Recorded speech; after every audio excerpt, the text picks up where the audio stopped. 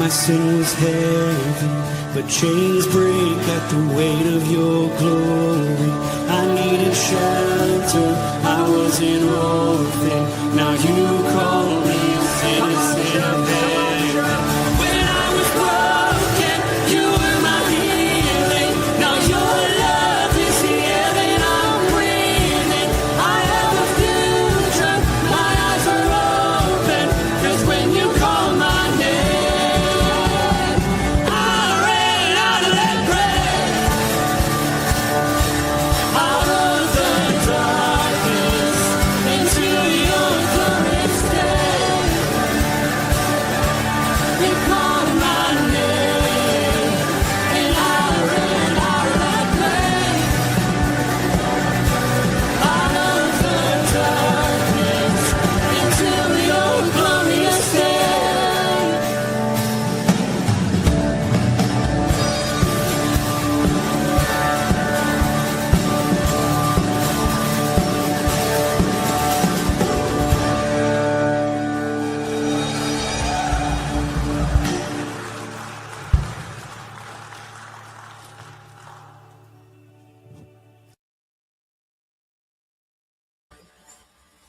Hey, good morning, everybody. Beautiful Friday morning. You can hardly see across the street. It's like London. Anyway, we're up here at the campground in Davison, just kind of chilling out by this fire. The one in Canada. Yeah, I haven't really done much this week. It was either so hot you couldn't go outside, or so smoky you shouldn't go outside. So we're ready to learn, though, right? Today, good morning. Anyway, there's just a few of us on this morning. It was me, and then Chuck showed up. Good morning, Chuck. And Ken Gooch just popped on a minute or so ago. It says we have 12 people online, so that's not bad for a Friday, right? Oh, and Dave Donnelly. Good morning, Dave. It's good to see you. All right. So yesterday in Galatians, Tom ended his section with the phrase, like I want to make sure I say this, that in Jesus Christ, the blessing of Abraham might come to the Gentiles. Good morning, Bert. So, and that's how it ended that chapter or that section. And I thought to myself, this needs to be included in today's a little bit, because that's what he's going to talk about in deeper detail. Let me pull that up. Oh, it's already pulled up. I just got to find the right spot. I think this is it here. Here we go. Ready? To give a human example, brothers, even with the man-made kind of covenant, oh my goodness, even with a man-made covenant, no one annuls it or adds to it once it's been ratified. Paul's making the argument here that God never cancels or changes covenants with Abraham. He never did.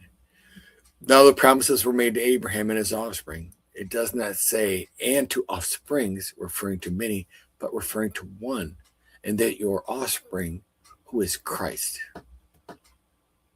Paul writes that God's promise didn't point to all the descendants of Abraham. Instead, he sees Jesus, a fulfillment of that promise. That's kind of curious. To me, that was one of those, what? And then in verse 17, he writes, this is what I mean. The law, which came 430 years afterwards, does not annul a covenant previously ratified by God, so as to make a promise void. For if the inheritance comes by the law, it no longer comes by promise. But God gave to Abraham by promise. So there's only two possibilities here, right? You can earn it through the law, which means by your duties, your works, you make sure you're following all the rules, or you can earn by the promise. It can't be both, right?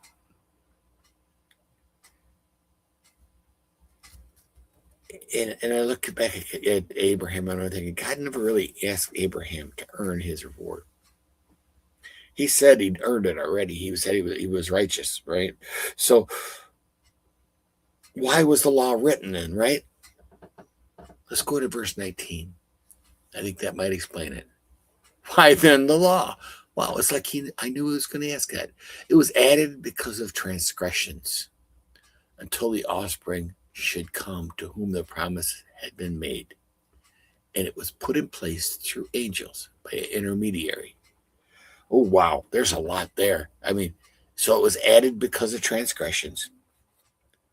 So the law was there to expose sin, to restrain sin, because once you know what you're doing wrong, you should stop doing it, right? And to prepare us for Christ. Galatians 3:24. Paul later in this chapter, he's going to say something that basically calls the law a guardian leading us to Christ. Moses served as the intermediary, I think given through angels. I think this is kind of where he's going. Moses served as an intermediary with the law. The promise made came from God to Moses, who brought it to the people of Israel. Mediator requires a third person, and that's where I think he's going with the intermediary thing. The promises between Abraham and God.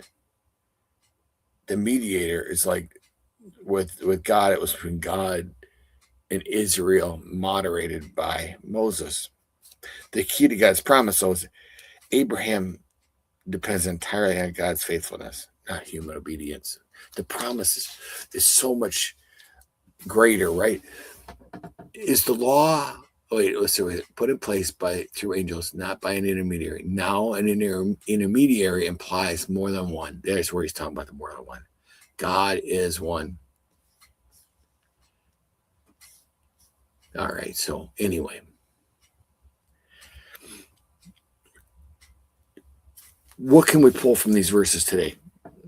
And I think they're simple. This isn't really rocket science, right? Today we are assured that God's standards with God rests on his promises fulfilled in Jesus. We can take that to the bank. The law shows us God's holiness while revealing our need for a Savior. The law is a curb or a guide. It shows us where we fail and then gives us an off-ramp, an ability to stop doing that. God's promises are dependable, and I think that's what we forget is everything about God promised Abraham happened. It just happened down the road, right? Just as he didn't abandon that covenant with Abraham ever, that covenant was stuck. But for some reason, we like to tie things onto things. And I think probably Paul's reference to this in this chapter goes back and even into Ephesians, in Ephesians 2, where God wrote, "For it is grace you have been saved through faith. And it is not from yourselves. It's a gift from God, not by works, so that no one can boast." The works aspect will lead us to boast.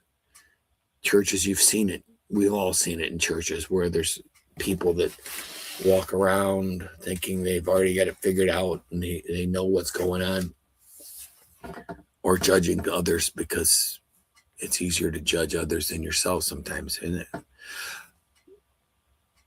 we rest assured that with Jesus, all that stuff is taken care of already. We just need to stay on the straight and narrow, look at the curbs in the mirrors and say, am I there? Am I doing what I should be doing? And the answer probably is no, but we can rest assured that Jesus has already taken care of that for us. That's what I got for you today, boys. Have a great weekend. Enjoy the weather. And may someone see Jesus in you today. Peace.